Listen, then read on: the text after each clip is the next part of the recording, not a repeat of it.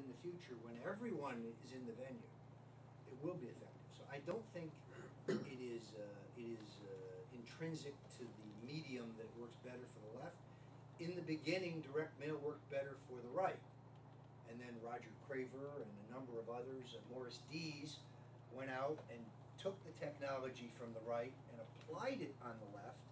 And George McGovern was a huge direct mail fundraiser.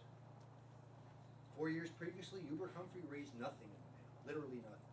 McGovern was a huge direct mail fundraiser. Didn't he have the longest single fundraising letter of all time? 23 pages. 23 pages. The more you tell, the more you sell. David Ogilvy. And the key thing in 23 pages is keep them reading. If you're interested, they'll keep reading it. If you have nothing to say, stick to a 2-page letter. Another question. Yes, ma'am. I'm Kara. I work at 5W in the Corporate and Public Affairs team, and I'm wondering if you can address the impact of youth in this election, especially as Obama is now tempering his message, and a lot of the young people are like super left and kind of getting frustrated with him.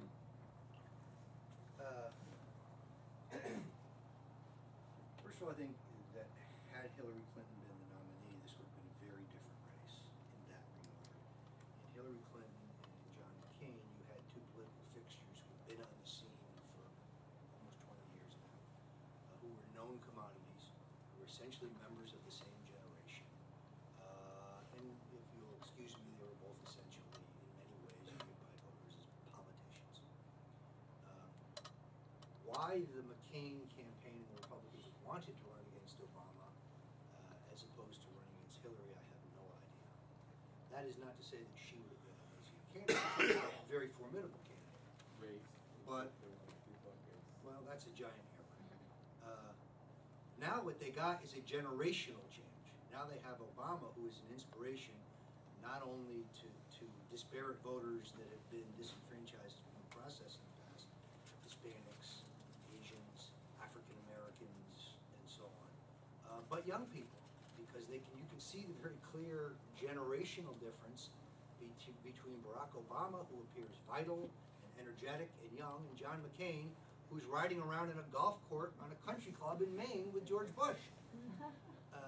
And therefore, the youth voter registration, I think, is going to have a significant impact, and the minority voter registration in a handful of southern states really creates the possibility, if McCain does not find a way to make this campaign more competitive, for a Goldwater-type blowout. You can't say that all the southern states are safe for the Republicans if they register 50,000 new African-American voters in each of those states. And it's not like those people are not there to be registered, because they are. So I think that's what I meant when I said there's going to be real structural change after this election. A year ago, nobody would have said Mississippi could be carried by Obama. Not a chance. Folks, it's a real possibility. I'm not saying it'll happen. I happen to believe what's more likely to happen is that McCain will finally find his sea legs late in this campaign. And he'll close late the way Dole closed late against Clinton. That doesn't mean he wins, but people don't recognize Dole ran a very respectable race against Clinton. He carried 12 more states than George H.W. Bush did 4 years previously as an incumbent candidate.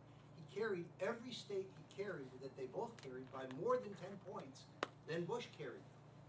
There is still a conservative Republican constituency, or a Republican-leaning constituency that includes conservative and moderate-leaning Democrats. But if you look at who the undecideds are in this race, they are moderates, they hate the Republican Party, they hate George W. Bush, and they hate the war. And they liked the old McCain. McCain the reformer, McCain the wise-ass, McCain the maverick, McCain the ball-buster. They liked that McCain. I liked that McCain. Even some Democrats. That was the McCain I supported against Bush 8 years ago. He has to show us that he's still that guy. If he can show those voters that he is still that guy, instead of apologizing every 3 minutes. Folks, if some wacky right-wing minister endorses you, here's what you say. You know what? When someone endorses me, that means they support my views, not that I support theirs. Next question. Stop apologizing. Same thing is true of Obama. He shouldn't have to apologize for every supporter. if the weatherman bomber is supporting him, and by the way, for him to say in the debates that well, we were on a charitable board together, that's pretty good, but he also stayed in your house, was on your campaign payroll, was the chief organizer of your congressional campaign against Bobby Rush, and yeah, he said the only problem with the weatherman activities is they didn't kill more people. Just the same, Obama can step free of that by saying, if someone supports me, they support my views. I don't endorse theirs. The McCain campaign seems to be more adept at apology than anything else. And they still haven't done the single most important thing you can do in politics. Quantify in one sentence why you and not the other person. Obama's doing that, but McCain has failed to do so. Not too late.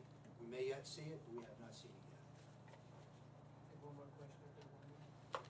New York political question, and trading on your insight if you know.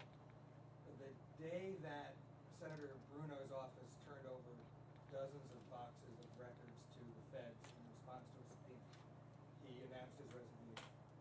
Do you know anything about the deal cut in exchange for no indictment? I don't believe that there is a deal. I think that Senator Bruno is a good friend of mine, and I think he's an honest man. Who in this room could have the FBI and all your records for 3.5 years? 3.5 years. Indict him. Well, Indict him. It was June that those records were turned. Fine, but they've been taking records for 3.5 years, more and more. Well, they keep asking for more. You know what that tells you? They have nothing. I don't think he will be indicted. So it's a coincidence. I think he was fat. First of all, I think he has an indigent sister. His wife just died of Alzheimer's after a horrific downward spiral. He hasn't made any real money being in public life. He made money in telecom in the 70s. Personally, I think that money's gone. So I think he has legitimate financial needs, and he has to go out and make a living for his family. I also think he got fed up with the system. I also think, in many ways, with the fall of Eliot Spitzer, he accomplished a great deal of what he sought to accomplish. So now you have a new leadership in the Senate, new leadership in the governor's office. There's only one guy left, and he's got a tough primary, from what I understand, although you'd have to say that he's favored.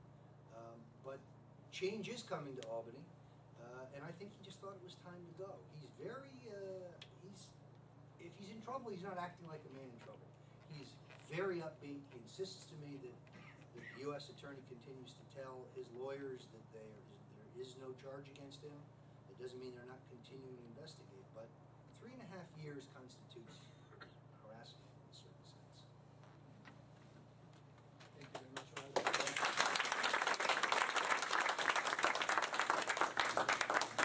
Roger will be here for a few minutes afterwards. If anybody, Roger wasn't here as a professor again, but was here running a business. So if you have corporate issues, political issues, anything that Roger might be able to help you with in a professional capacity, he's here. As I said earlier, for me, I'll add my 30-second. Part of PR today, part of communications today is about marketing, PR firms helping you to make more money. There's a lot of money in this room, a lot of different interests. I would encourage all of you to meet one another and see what business you can do together. Thank you for coming. If we don't have your business card, leave it in the front desk. We'll invite you to our next speaker. If you need a PR firm, think of us, hire us. Thank you for coming.